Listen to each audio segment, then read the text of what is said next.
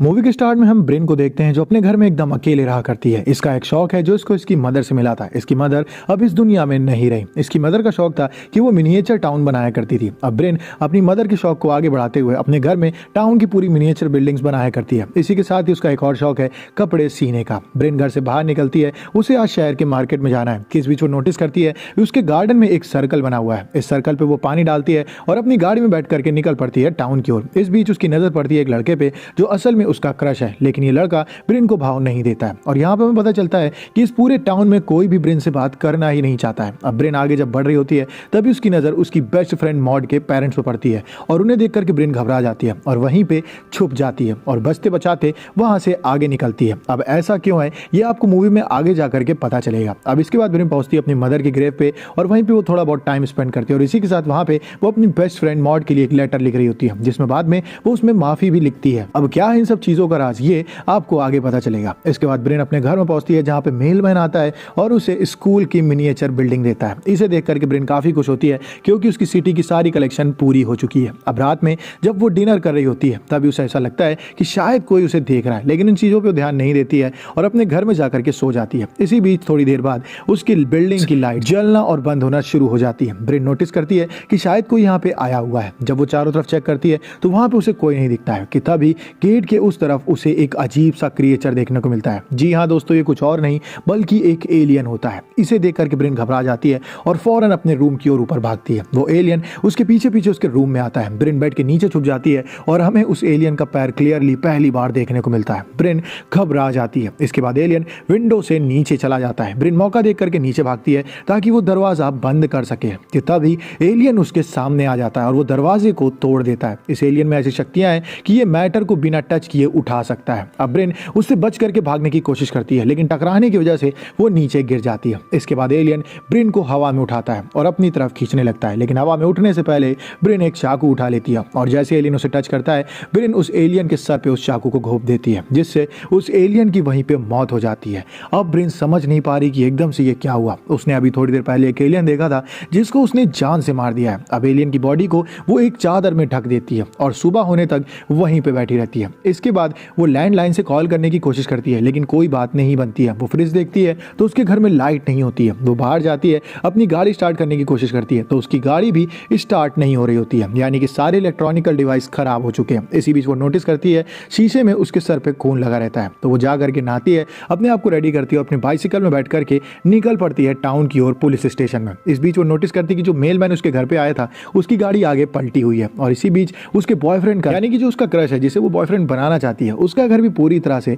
तहस नहस हो चुका है। अब ब्रेन बचते बचाते पहुंचती है पुलिस स्टेशन में और वहां पे उसका आमना सामना हो जाता है उसकी बेस्ट फ्रेंड मॉड के पेरेंट्स से। अब मॉड की मदर ब्रेन को देखते ही बिना कुछ सोचे उसके मुंह पे थूक देती है और वहां से चली जाती है। अब आप यहाँ पे समझ सकते हैं कि ब्रेन के लिए इस टाउन में कितना ज्यादा हेट है। ब्रेन वहां से भाग करके जाती है एक जगह पे और इस जगह पे हमें एक ग्रेव देखने को मिलती है और ये ग्रेव किसी और की नहीं मॉड की होती है। जी हाँ दोस्तों, मॉड की मौत हो चुकी है। अब ये मौत कैसे हुई ये भी हमें आगे जाकर के पता चलेगा। अब ब्रेन ये तो समझ चुकी है कि इस टाउन से उसे कोई हेल्प नहीं मिलने वाली है, चाहे वो कुछ भी बता दे कि एलियन उसके ऊपर अटैक करने के लिए आया था या फिर कोई भी हो। इस वजह से वो ये सोचती है कि इस टाउन को छोड़ करके जाना ही उसके लिए बेस्ट रहेगा। वो बस में बैठ करके टाउन छोड़ के आगे जाने लगती है कि इस बीच हम देखते हैं कि एक आदमी उसके पास आता है और उसकी गर्दन से अजीब आवाज आती है जैसे कि वो एलियन के कंट्रोल में हो। ब्रेन उसे धक्का दे करके भागने की कोशिश करती है कि तभी एक लड़की उसे पकड़ लेती है और हमें पता चलता है कि यहाँ पे काफी सारे ऐसे लोग हैं जिन्हें एलियन कंट्रोल कर रहा है और वो ब्रेन को टाउन से बाहर नहीं जाने देना चाहते हैं। अब ब्रेन बस रुकने पर वहां से भागती है अपने घर की ओर कि इस बीच वो नोटिस करती है कि उसके क्रश के बाहर जो लोग खड़े हुए हैं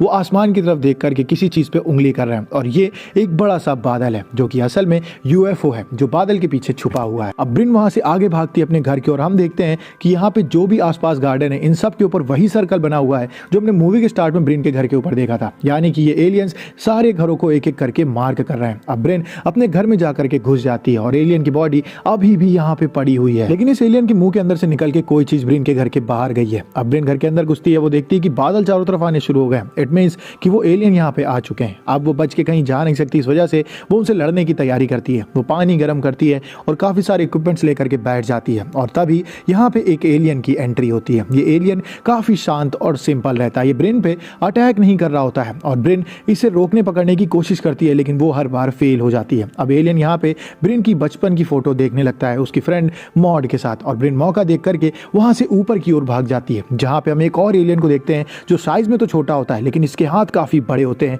और ये एलियन ब्रिन पे डेडली अटैक कर रहा होता है। अब ब्रिन इस एलियन से कैसे तैसे बच रही है, अपने बेडरूम में छुप रही है, लेकिन वो एलियन हर हाल में ब्रिन की जान लेना चाहता है। ब्रिन भाग करके अपने बाथरूम में जाती है जहाँ पे उसके पीछे पीछे वो एलियन भी आ जाता है। उसके दरवाजे को वो एलियन बड़े आराम से तोड़ देता है। अब ब्रिन मौका देख करके विंडो से फांद करके नीचे जाने की कोशिश करती है, लेकिन वो एलियन उसे पकड़ करके नीचे खींच लेता है। अब ब्रिन यहाँ पे मॉप उठाती है जिसको वो एलियन तोड़ देता है और टूटी हुई स्टिक को ब्रिन एलियन के आर पार कर देती है। इसके बाद वो एलियन वहीं अलमीरा में टंग जाता है और उसके एक पल्ले के धक्के से उस एलियन की मौत हो जाती है। अब ब्रिन वहां से नीचे की ओर भागती है जहाँ पे उसके सामने एक बड़ा सा एलियन आ जाता है और इससे बचने के लिए ब्रिन जब दूसरी तरफ मुड़ती है तो हम उस मेल मैन को देखते हैं जिसके गले में वो अजीब सा एलियन होता है और वो मेल मैन ब्रिन को पकड़ लेता है और उसे घसीट करके ले जाने लगता है जहाँ उसके सामने वो बड़ा सा एलियन होता है और अपने हाथों से अजीब से सिग्नल कर रहा होता है। जिसके बाद वहां पे वो स्पेसशिप आ जाता है और उसके अंदर से अजीब सी लाइट गिरती है उस जगह पे जहां पे वो एलियन सिग्नल कर रहा होता है। लेकिन ब्रिन मौका देख करके उस मेल मैन को धक्का दे देती है जिसके बाद वो लाइट मेल मैन को ऊपर खींचने लगती है, लेकिन स्पेसशिप को पता चल जाता है